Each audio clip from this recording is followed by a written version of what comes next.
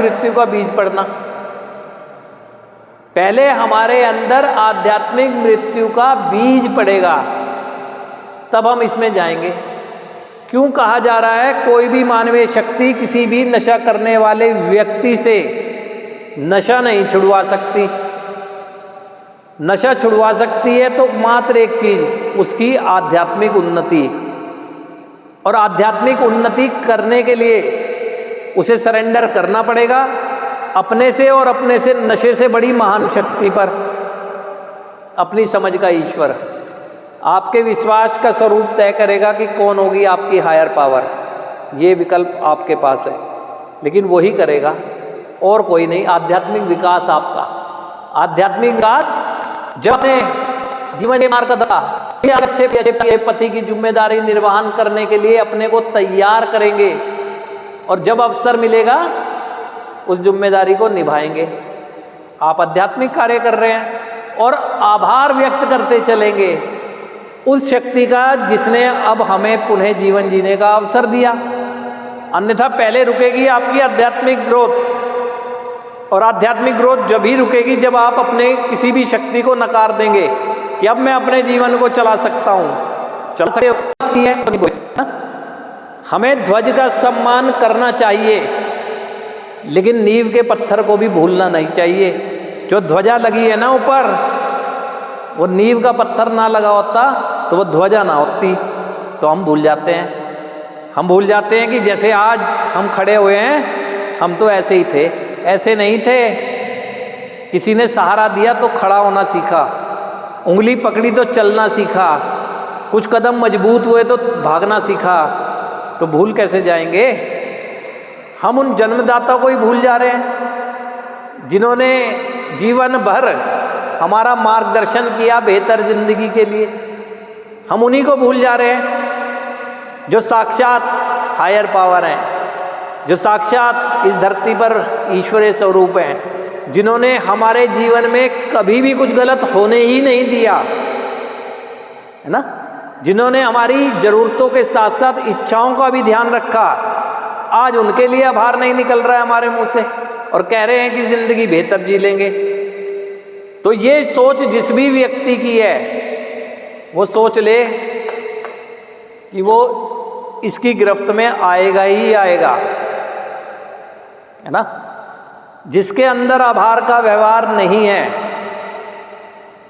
तो ये समझ लें कि आध्यात्मिक शून्यता की स्थिति में वो यहाँ भी है, केवल नशे से दूर है, आध्यात्मिक विकास नहीं कर रहा है वो। आध्यात्मिक विकास का सबसे पहला जो स्टेप है वो यही है, विश्वास का होना। विश्वास का होना, वो आपको अनुभव है। जब जब हमें घबराहट आई किसी भी अच्छे कार्य को करने के लिए, यानी विश्वास की कमी दिखी, तो हमने क्या किया? ये ईश्वर मेरी मदद करना, मुझे आता नहीं है ये कार्य करना, मैं करना चाहता हूँ। तो क्या हुआ? कर्म किया, कर्म किया, क्योंकि ईश्वरीय शक्ति ने हमें कर्म की शक्ति दी। कर्म हमने किया, आभार उसका व्यक्त किया। तो यहाँ क्यों भूल जा रहे हो?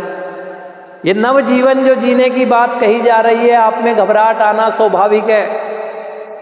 तो फिर क्या करें? मैं जीना चाहता हूँ, है ना? मैं जीना चाहता हूँ, अब बस मुझे एक सहारा देना, है ना? मैं जीना चाहता हूँ, मेरी मदद करना। आप दिल से प्रार्थना करोगे तो आपको किसी के होने का एहसास होगा। कर्म करते जाओगे, आपके बदलाव आएंगे। ईश्वर इसी जिंदगी के लिए जाने अनजाने में सही उठते रहेंगे हाथ। और जिस दिन भूल गए कि नहीं, उसी दिन, और फिर ये पछताने की स्थिति जो आप लोगों के जीवन में कई बार आ चुकी है ना? और अपने आप को पुणे नशे में जाने के बाद जस्टिफाई करना तो सबसे आसान है ना? मैं ठीक से चल रहा था, परिवार वाले मुझे समझे नहीं, उन्होंने ऐसा कर दिया, उन्होंने ऐसा कर दिया, मैं वहाँ गया और वहाँ पर ऐसा हो गया। ये नहीं है भाई साहब। आपने जो भी अटेम्प्ट किए हैं ना नशे के, वो स्थिति कोई भी हो, उससे पहले आपके अंदर बीज पड़ चुका था। विचार, आप धारणाओं का बीज पड़ चुका था। धारणाएं आपके अंदर थी, जब उस धारणा को वो सिचुएशन मिली तब आपने अटेम्प्ट किया। वो धारणा कुछ भी हो सकती है, शादी में जाऊंगा कर लूँगा, किसी दोस्तों के साथ जाऊंगा कर लूँगा, कभी घूमने जाऊंगा कर लूँगा। हमें पता नहीं चलता है लेकिन सबकॉन्शियस में ही रहता है ना, सबकॉन्शियस में। और जैसे ही उसे सिचुएशन मिलती है वो अटेम्प्ट करता है। तो जब ये बन रहा हो विचार, तो ये जो आपके साथ परिणाम आए हैं उनको तो भी सोच लिया करो, क्योंकि नशे में जाने का कोई नया तरीका नहीं होगा आपके साथ। जितने लोग भी पुणे नशे में गए हैं उन्होंने कोई नया तरीका नहीं लगाया, उनके माइंड में पहले ही थे वो तरीके। जस्टिफाई करना आसान है कि गुस्सा दिला दिया तो तब मैंने कर लिया। भाई साहब, गुस्सा तो हम पैदा ही हुए थे लेकर, और कई बार अभिव्यक्त किया हमने। तो हर बार गुस्सा अभिव्यक्त करने के बाद जो हमें गुस्सा आया उसे नशे से शांत किया। और कहाँ पर ये कहा गया है कि गुस्से की अग्नि को मैं नशा करके शांत कर सकता हूँ? कहा तो ये जाता है गुस्से की अग्नि को मैं विनम्रता के जल से शांत कर सकता हूँ, एक्सेप्ट करके कि मेरी इच्छा का हनन हुआ और मुझे गुस्सा आया, मैं इच्छा को नहीं चलाऊंगा, ज़रूरतों पर ध्यान दूंगा।